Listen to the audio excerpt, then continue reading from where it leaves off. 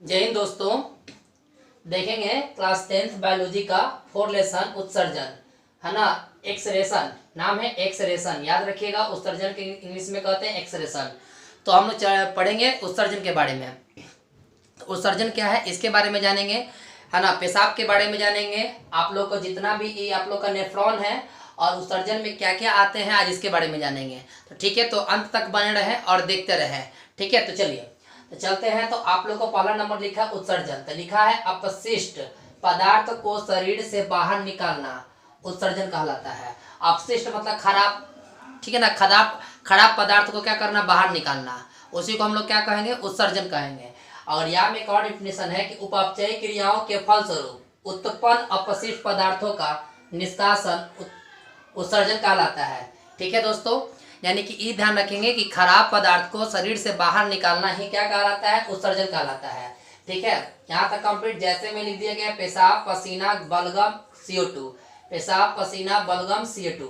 आप समझेंगे कि इसके बारे में उत्सर्जन के कितने प्रकार में पढ़ना है, कितने कार्य है। देखिए, तो पहला नंबर लिखा है त्वचा, लिखा है क्या, लिखा है त्वचा। त्वचा को हम लोग कहते हैं इंग्लिश में स्किन कहते हैं। स्किन में आप लोग को पसीना सीबम सीबम नमक। त्वचा में क्या क्या आते हैं, पसीना सीबम नमक। तो यानी देखिए पसीना तो समझ कि त्वचा पर जितना पसीना आता है। सीबम यानी देखिएगा नाक पर जो सुबह सुबह उठकर तेलपन जो होता है ना, तेलापन जैसा होता है। तो सुबह सुबह उठिएगा ना तो तेलपन जैसा होता है, उसी को हम लोग सीबम कहते हैं। और नमक समझ रहे हो कि गर्मी के मौसम में जब पसीना आता है तो व्हाइट व्हाइट सा धब्बा आ जाता है, वही आप लोग का नमक है। अब आइए फेफड़ा में क्या है, CO2 वाष्प और बलगम।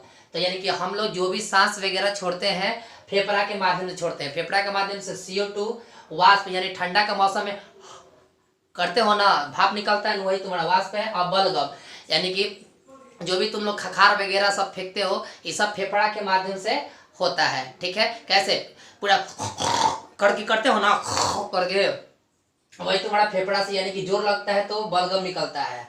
अब आते हैं बड़ी आंत। बड़ी आंत को हम लोग इंग्लिश में कहते हैं इंटेजिन, है ना, जिसको अनपचा भोजन कहते हैं। अनपचा भोजन, जब यह बड़ी आंत में अनपचा यानी कि पचता नहीं है भोजन, तो यह आप लोग को काइन यानी कि वह बाहर निकल जाता है। किसके द्वारा, मल द्वार के द्वारा बाहर निकल जाता है।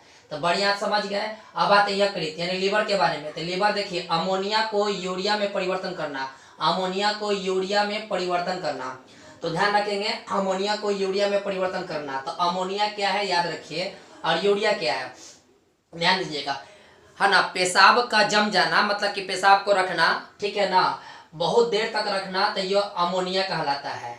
ठीक है, और थोड़ी मात्रा में मतलब कि पेशाब लगा उसको निकाल देना, यह यूरिया हो गया। तो यूरिया अगर अमोनिया में बदल जाता है तो दिक्कत। देखते हो ना कि किसी किसी का बहुत पेशाब गंद आता है, बहुत गंद आता है, तो तुम्हारा अमोनिया है, क्या है, अमोनिया है ना। और अमोनिया को क्या करता है, यूरिया में बदलता है ना। परिवर्तन करना यह क्या होगा, यकृत होता है। अमोनिया में देखते हो कि बहुत सारा पेशाब गंद आता है। देखते हो कि कहीं कहीं सरकारी दीवार पर एकदम सुरसुरा के एकदम करते रहता है सब, लगता है कि 1 साल बाद 6 महीना बाद पीला रहोगे कि ढह जाएगा। इतना ना वो पीला पीला हो जाता है, इतना ना गंद मारता है। किसके चलते गंद मारता है, अमोनिया के चलते। यहाँ तक कंप्लीट। चलिए अब आते हैं वृक्क, किडनी के बारे में। किडनी को हम लोग गुर्दा भी कहते हैं, उर्दू में हम लोग इसको गुर्दा भी कहते हैं। ठीक है, तो वृक्क में याद रखिएगा यूरिया पेशाब का उत्सर्जन करता है। यानी यूरिया जो है वो पेशाब को क्या करता है, पेशाब की मात्रा में बाहर निकाल देता है। आप समझ गए, यानी कि पेशाब का गंध मतलब कि कैसे होता है, अमोनिया के चलते। तो अमोनिया क्या करता है, यूरिया में बदल देता है। यूरिया क्या करता है, पेशाब का उत्सर्जन करता है, हवा देता है। ठीक है, यह मुख्य उत्सर्जी अंग है। याद रखिएगा पेशाब जो है यह मुख्य उत्सर्जी अंग है। अगर पेशाब को तुम नहीं करोगे तो वह फट जाएगा। चलिए अब आते हैं, यहाँ तक आप लोग समझ गए होंगे। नेक्स्ट आते हैं, अब यहाँ पर आते हैं। देखिए एक चित्र बना हुआ है नेफ्रॉन का, ठीक है। तो इसमें बारीकी बारीकी से समझेंगे, बहुत प्रेम से समझेंगे, ध्यान दीजिएगा, वीडियो को स्किप मत कीजिएगा, ध्यान समझेंगे। चलिए तो पहले इसके बारे में हम लोग समझ लें। उत्सर्जन में कितने, 5। त्वचा, ठीक है, दूसरा फेफड़ा, बड़ी आंत, यकृत, वृक्क। सबसे मेन काम किसका है, वृक्क का काम है। देखिए तो वृक्क का आपका चित्र बना हुआ है, ध्यान रखेंगे, यह वृक्क का चित्र है। तो ध्यान रखेंगे वृक्क के चित्र में इस वाले पार्ट को ध्यान रखेंगे, इस वाले पार्ट को वृक्क, है ना, इस वाले पार्ट को हम लोग कहते हैं रीनल, है ना, हाइलम कहते हैं, रियल हालम हाइलम कहते हैं। क्या कहते हैं, रीनन हाइलम कहते हैं। जैसे आप लोग का देखिए, जो आपको ही नाभि है ना, नाभि के जस्ट नीचे से दो इस तरह होता है, नाभि के जैसे दो इधर होता है, दो किडनी होता है, ये किडनी में चलता है। इस वाले खाली स्थान को हम लोग कहते हैं हाइलम कहते हैं। और बाहर वाले पार्ट को हम लोग क्या कहते हैं, अधिवृक्क कहते हैं, जिसको हम लोग है ना एंड्रल कहते हैं। क्या कहते हैं, एंड्रुअनल। क्लियर हो गया। अब आते हैं इसके अंदर वाले भाग को। देखिए इसके अंदर वाले भाग को हम लोग क्या कहते हैं, किडनी कहते हैं, जिसको वृक्क या गुर्दा कहते हैं। ये कितने होते हैं किडनी, दो है ना, दो होता है। इसका आकार कैसा होता है, सेम के बीज के जैसा का, कैसा होता है, बीज के जैसा, ठीक ना।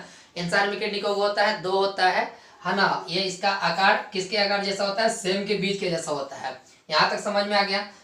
इसके अंदर वाले पार्ट को मेडुला कहते हैं। क्या कहते हैं, मेडुला कहते हैं। और ये जो देख रहे हो ना, ये वाला लाइन जो देख रहे हो, यह नस है। इस नस की मात्रा से ही आप लोग को पेशाब की मात्रा आती है, जिसको हम लोग कहते हैं यूरेटर कहते हैं। क्या कहते हैं, यूरेटर, जिसको मूत्रवाहिनी कहते हैं हिंदी में। क्या कहते हैं, मूत्र। इसी नस के माध्यम से ही मूत्रवाहिनी का प्रवेश होता है ना। इसको हम लोग कहते हैं ब्लडर। इसी में हम लोग का मतलब कि पेशाब जमा रहता है। क्या रहता है, पेशाब जमा रहता है, जिसको हम लोग कहते हैं मूत्राशय कहते हैं। ये आधा लीटर तक पेशाब को, मनुष्य के शरीर में आधा लीटर तक पेशाब रखा रहता है, चाहे वह मेल हो या फीमेल हो। चलिए, ये दोनों में पाए जाते हैं ब्लडर के। ये आधा लीटर इसमें ब्लडर में रहता है, और ब्लडर के माध्यम से जो नली देख रहे हो, इसके माध्यम से है ना यूरेटा के माध्यम से बाहर निकल जाती है, जिसको हम लोग कहते हैं मूत्रमार्ग कहते हैं। यहाँ तक आपको समझ में आ गया। चलिए फिर से बता दें, ऊपर वाले पार्ट को हाइलम कहते हैं, बाहर वाले परत को हम लोग क्या कहते हैं, वृक्क में। वृक्क समझ रहे हो ना, नाभि के जस्ट नीचे दो भाग में टूट जाता है, वही आप लोग का ये है, ठीक है। बाहर वाले भाग को हम लोग अधिवृक्क कहते हैं। इस अंदर वाले पार्ट को जो खाली है, उसको हम लोग किडनी कहते हैं। किडनी दो गो होता है, इसका आकार सेम के जैसा होता है, ठीक है। क्लियर हो गया। अब ई वाले अंदर वाले जो भाग को जो गुच्छा जैसा होता है, उसको मेडुला कहते हैं। क्या कहते हैं, मेडुला कहते हैं।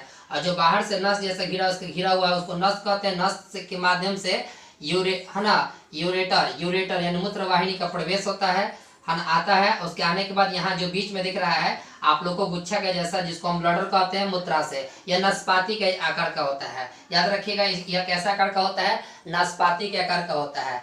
जो नली देख रहे हो, इसको हम लोग यूथरा कहते हैं, जिसको मूत्रमार्ग कहते हैं। यहाँ तक आप लोग को समझ में आ गया। चलिए अब आते हैं किडनी। किडनी की कुछ और बातें जानते हैं थोड़ा सा डीपली में। किडनी में याद रखिएगा मुख्य उत्सर्जी अंग है, ठीक है, मुख्य उत्सर्जी अंग है, ठीक है, मुख्य उत्सर्जी अंग है। यह रक्त को छानता है। यह रक्त को क्या करता है, छानता है, यानी शुद्धिकरण करता है। किसके माध्यम से, फेफड़ा के माध्यम से। फेफड़ा के माध्यम से है ना रक्त को छानना होता है। अब आते हैं पेशाब। पेशाब है ना, यह पेशाब का निर्माण होता है किसके माध्यम से, किडनी के माध्यम से। चलिए ये तीन बात हम ध्यान रखेंगे। किडनी क्या है, मुख्य उत्सर्जी अंग है, ठीक है। अगला है कि रक्त को छानने में मदद करता है, ठीक है। यह पेशाब का निर्माण, मतलब कि पेशाब का निर्माण करता है, यानी कि पेशाब में क्या क्या होता है, एसिड और बेस रहता है ना, जो पीएच को नियंत्रित करता है। पीएच को क्या करता है, नियंत्रित करता है। एसिड मतलब खट्टा, बेस मतलब कड़वा। याद रखिएगा, पेशाब में जलन क्यों होता है, अगर एसिड की मात्रा कम रहता है, बेस की मात्रा भी कम रहेगा, तो याद रखिएगा इसका आप लोग का मतलब कि पेशाब में जलन होता है। तो यह क्या करता है, दोनों का पीएच को नियंत्रित करता है। चलिए अब देखिए, इसकी संख्या 2 होती है, भार इसका 140 ग्राम होता है, ठीक है ना। किसका, किडनी का। संख्या कितना होता है, किडनी में संख्या को दो किडनी होता है, भार कितना होता है, 140 ग्राम, ठीक है। यह झिल्ली आपका पेरिटोनियम झिल्ली कहलाता है। जो किडनी का जो बाहरी सतह होता है, पूरा जितना बाहर का सतह देख रहे हो, ये सब जितना बाहर की सतह देख रहे हो, सब टोटल ये देख रहे हो, ये टोटल जितना बाहरी का सतह है, इसको पेरिटोनियम कहते हैं। क्या कहते हैं, पेरिटोनियम। हमने हार्ट वाला में बताया था कि हार्ट के बाहरी वाले झिल्ली को हम लोग पेरिटोनियम कहते हैं। इसको हम लोग क्या कहते हैं, पेरिटोनियम, ठीक है। बाहरी भाग को हम लोग कार्टेक्स कहते हैं। जैसे देखिए, कार्टेक्स को कहीं लिखे होंगे, कार्टेक्स है ना, यानी इस वाले ही भाग को हम लोग एक तरह से कार्टेक्स के नाम से जानते हैं। आंतरिक को मेंडुलम, देखिए आंतरिक भाग को क्या कहते हैं, मेंडुला कहते हैं। और प्रवेश भाग को है ना हाइलम कहते हैं। क्या कहते हैं, हाइलम कहते हैं, हाइलम, जिसको अमोनिया का निर्माण करता है। हाइलम क्या करता है, अमोनिया का निर्माण करता है। अब आते हैं इकाई यूनिट, यानी नेफ्रॉन की संख्या कितनी होती है, 10 लाख होती है। आप कहोगे कि सर नेफ्रॉन की ठीक से बता दीजिए, तो नेफ्रॉन में समझिएगा, जैसे कोई घर बनाने के लिए ईंटा, बालू, सीमेंट वगैरह सब चीज़ का उसमें फेंटा जाता है। उसी प्रकार हमारे बॉडी में भी बहुत सारे एक अंग हो जुड़े रहते हैं, जिसको नेफ्रॉन की संख्या कितनी होती है, 10 लाख। आपकी किताबों में लिखा हुआ है। अब आते हैं किडनी की लंबाई कितनी होती है सर? 10 सेंटीमीटर होता है, चौड़ाई भी 5 से 6 सेंटीमीटर। मोटे वाले आदमी में सर 6 होगा, पतले वाले आदमी में 5 होगा, जैसे मेरे में 5 होगा, ठीक है। और मोटा, और जैसे इसकी मोटाई, किडनी की मोटाई आपका होता है 2.5 से 4 सेंटीमीटर, 2.5 से 4 सेंटीमीटर। यहाँ तक कंप्लीट। एक बार फिर से चलते हैं किडनी के बारे में। यह मुख्य उत्सर्जी अंग है। दूसरा का नंबर ये क्या है? रक्त को छानता है। थर्ड नंबर आप लोगों को क्या बताएगा? पेशाब का निर्माण करता है और एसिड और बेस का नियंत्रण करता है। ध्यान रखेंगे, ठीक है, कि पेशाब का आपका जलन ना हो। अगर पेशाब का जलन होता है तो डॉक्टर से दिखाना पड़ता है, ठीक है, शुद्ध से पेशाब बाहर नहीं आता है। इसकी संख्या कितनी होती है? 2। भार कितना होता है? 140 ग्राम। झिल्ली यानी कि आपकी वृक्क की जो बाहरी वाली झिल्ली को क्या कहते हैं? पेरिटोनियम कहते हैं, है ना। बाहरी वाला भाग को, मतलब झिल्ली को पेरिटोनियम कहते हैं, जो घिरा हुआ होता है, ठीक है। बाहरी भाग को क्या कहते हैं? कार्टेक्स कहते हैं। अंदर वाले भाग को मेडुला कहते हैं और प्रवेश द्वार को हाइलम कहते हैं। देखिए यहाँ पर हाइलम है ना, हाइलम है, ठीक है। और इसका यूनिट कितना है? नेफ्रॉनों की संख्या कितना? 10 लाख है। और इसका लंबाई कितना है? 10 सेंटीमीटर है, ठीक है ना। लंबाई कितना है? 10 सेंटीमीटर। याद रखिए, कहाँ से 10 सेंटीमीटर? नाभि से लेकर, नाभि से एकदम नीचे से, यहाँ से लेकर आप लोग का जहाँ पेशाब का द्वार है, याद रखिएगा, वहां तक इसका लंबाई कितना है? 10 सेंटीमीटर है। चौड़ाई तुम्हारा चौड़ा 5 से 6 सेंटीमीटर होगा। या इसकी मोटाई कितनी कितना होगा? 1.5 से लेकर 4 सेंटीमीटर तक। तो मतलब आप तो यहाँ तक समझ में आ गया। अब आगे हम लोग समझेंगे, है ना, कि कैसे रक्त को छाना जाता है और पेशाब के मात्रा के बारे में। तो आप लोग इसका स्क्रीनशॉट ले लें, है ना, तब तक इसको आप लोग स्क्रीनशॉट ले लें। देखिए दोस्तों, नेक्स्ट देखते हैं आप लोग को, ठीक है। ये आप लोग को नेफ्रॉन के ही एक चित्र है। इसको अच्छा से हम लोग समझेंगे क्या, कि वृक्क का जो कार्य होता है, क्या होता है? वृक्क का कार्य। इसका कार्य में एक समझेंगे और दो, जिस कार्य 3 है, जो कि समझेंगे एक में आपको सब कुछ याद हो जाएगा। और कल होकर डिफिनेशन आप लोग का सब कुछ के लिखवा दिया जाएगा, जितना बताया जाएगा। तो ये नॉलेज के लिए आप लोग को टोटल किया गया। ऑब्जेक्टिव में आपको 100% दम आएगा, या कंपटीशन हो या मैट्रिक का हो, ठीक है दोस्तों। तो ध्यान रखेंगे एक एक बातों को। चलिए, यह आप लोग का क्या है सर? वृक्क है। क्या है? वृक्क का कार्य है। तो वृक्क के कार्य में सबसे पहले ध्यान रखेंगे, ऊपर वाले गुच्छा को हम लोग ग्लोमेरुलस कहते हैं। क्या कहते हैं? ग्लोमेरुलस। और नीचे वाले के भाग को बोमेन कैप्सूल कहते हैं। क्या कहते हैं? Bowman capsule. सबके बारे में बताया जाएगा क्या क्या है ना। तो इसको याद रखिए, ग्लोमेरुलस, बोमेन कैप्सूल। बचा हुआ भाग को, जो नीचे वाला भाग को नेफ्रॉन कहते हैं। अब चलते हैं आगे। तो ग्लोमेरुलस क्या है ना, ग्लोमेरुलस के बारे में क्या क्या आते हैं। देखिए, लिख रहा है कि यूट्राफिल्ट्रेट क्या करता है? निस्बंद कर देता है। यानी निस्बंद का मतलब केवल ये आप लोग ब्लड को लेता है। क्या करता है? ब्लड को छान देता है। टोटल ये केवल ब्लड को लेता है। यहाँ पर लिख दिया गया है कि यह छानने का काम करता है।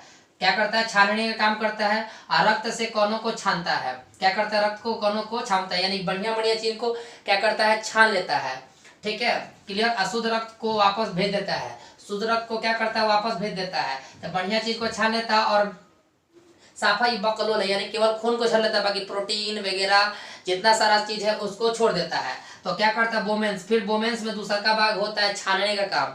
ये केवल तो रक्त को प्रवाह किया। जब रक्त को प्रवाह करने के बाद नेक्स्ट में आता है, तो लिखा है आवश्यक पदार्थ का पुनः अवशोषण, यानी ये फिर से अवशोषण करता है, यानी फिर से इसका उपयोग करता है, फिर से इसका निर्माण करता है। जैसे इसमें से कुछ बात को छान लेना, छानने के बाद कुछ बचा हुआ पदार्थ को बोमेन्स में आ जाता है। बचा हुआ पदार्थ किसमें आता है? बोमेन में। तो बोमेन में क्या करता है कि अरे यार, है ना, तो कुछ भाग को अपने में से छान लेता है। ये भी छान कहता है कि ना ना तुम जाओ ग्लोमेरुलस में, तुम ठीक हो। यानी ये आप लोग को सावधानी बरतता है कि ना तुम ठीक हो, ठीक है, तुम ग्लोमेरुलस में जाओ, तुम इसमें जाओ, ठीक है। तो आवश्यक पदार्थ का पुनः अवशोषण करता है। यूरिया को छान देता है और डायलिसिस विधि के द्वारा, किसके विधि द्वारा? डायलिसिस विधि के द्वारा सब छानता है। फिर से आगे, ग्लोमेरुलस क्या है? यह छानने का काम करता है, निस्बंद का काम करता है। चलिए, रक्त से कणों का छानना, यानी रक्त को क्या करता है? छानता है। शुद्ध रक्त को वापस कर देता है, यानी शुद्ध रक्त को ही केवल प्रेम करता है। बचा हुआ जो खून वगैरह में का जो मात्रा है वो बोमेन्स में चला था। तो फिर बोमेन्स इसको क्या करता है कि फिर से इसका छानने का काम करता है। तो देखता है कि सब अच्छे अच्छे पदार्थ मेरे पास आ रहे हैं। फिर इसको क्या करता है कि उसके पास ग्लोमेरुलस को बांट देता है। चल भैया चल, तू आगे बढ़ो, तुम तो बढ़िया बढ़िया पदार्थ हो, साफा बकलोल है, खाली खून को रख लेता है, बाकी सबको छोड़ देता है, ठीक है। तो फिर इसका कौन काम करता है? बोमेन्स काम करता है। किसके माध्यम से सर काम करता है? डायलिसिस विधि द्वारा। ठीक है। अब आते हैं उसके बाद से नीचे आने के बाद थर्ड स्टेप में आएंगे नेफ्रॉन। तो नेफ्रॉन क्या करता है, पेशाब का निर्माण कर देता है। यानी यह इसको दिया, फिर यह इसको दिया, ये दोनों मिलकर कहाँ चलाता है, नेफ्रॉन में। नेफ्रॉन में क्या करता है, पेशाब का निर्माण कर देता है। आ गया। तो यानी ग्लोमेरुलर क्या किया कि टोटल खून को इकट्ठा करके उसमें डाला, फिर बोमेंस ने क्या किया, उसको फिर रक्त को छाना, फिर बोमेंस को दिया। ये दोनों मिलकर क्या किया, पेशाब का क्या कर दिया, निर्माण कर दिया।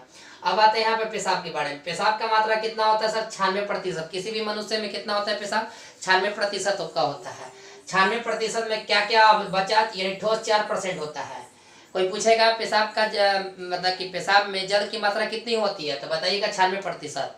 4% में क्या है सर, ठोस है। ठोस को दो भागों में हम तोड़ दिए हैं, एक यूरिया के, एक अन्य पदार्थ। यूरिया में 2%, अन्य में 2%। तो क्वेश्चन आया हुआ था कि पेशाब में जल की मात्रा कितना होता है, तो 96% है ना।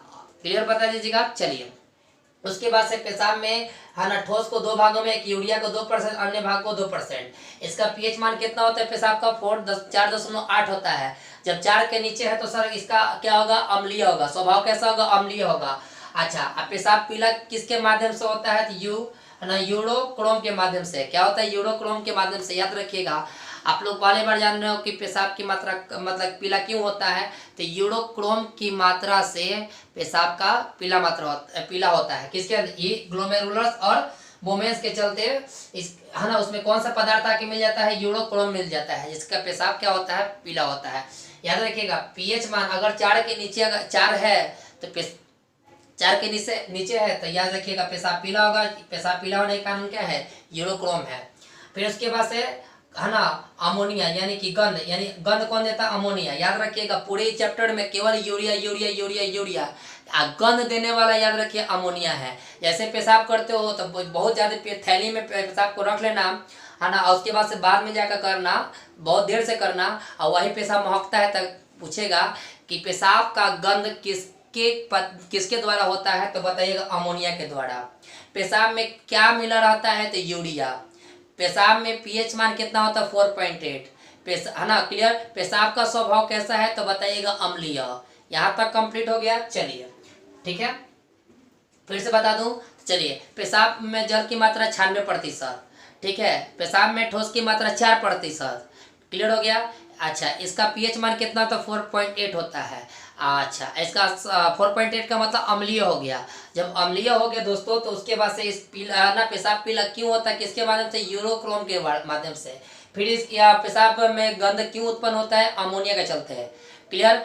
याद रखिए, केवल गंध अमोनिया के चलते, बाकी सारा काम यूरिया करता है, ध्यान रखेंगे। चलिए, यूरिया अगर बंद कर देगा तो पूरा महक जाएगा, पूरा पेशाब सब हमेशा गंध आएगा। ठीक है। अब आते हैं कि किडनी की बीमारियां कौन कौन सी है। याद रखिएगा, किडनी कौन कौन सी बीमारियां उत्पन्न करती है। ठीक है, यह स्टोर लिखा है, यानी किसको स्टोर करती है, है ना, कैल्शियम ऑक्जीलेज को, कैल्शियम ऑक्जीलेज को। ठीक है, नाम सुनने को पथरी का, तो याद रखिएगा, खाना खाते समय कंकर उंकर अगर आ जाता है, तो अचानक घुट जाता है, तो वह कंकर कहाँ चल जाता है सर, किडनी में चल जाता है। किडनी इस बीमारी को क्या काची के निर्माण में करती है, पथरी के निर्माण में। ठीक है, अब समझ गए, कैल्शियम ऑक्जीलेज के द्वारा किडनी का बीमारी होता है। कैल्शियम ऑक्सीलेज लिखिएगा, डॉक्टर लिखा होगा, क्या पथरी नहीं लिखा होता है, कैल्शियम ऑक्सीलेज। याद रखिएगा, पुर्जा पर लिखा होगा कैल्शियम ऑक्सीलेज, इसको आम भाषा में पथरी कहते हैं। चलिए, अब लिखा है यहाँ पर, है ना, यूरानी।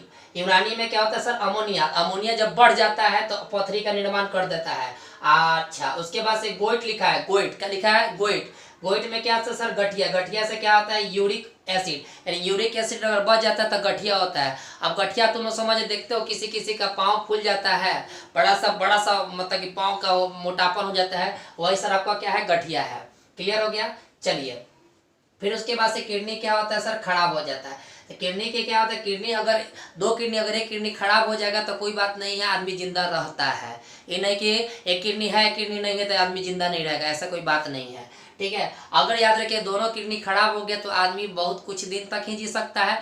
अगर उसको किडनी मतलब कि 48 घंटा तक ही सर उसको ट्रांसपेरेंट कर सकते हो, एक स्वस्थ मनुष्य से दूसरे में स्वस्थ मनुष्य मतलब उसके में भेजने में सर 48 घंटा होना चाहिए, लिखा है ट्रांसपेरेंट।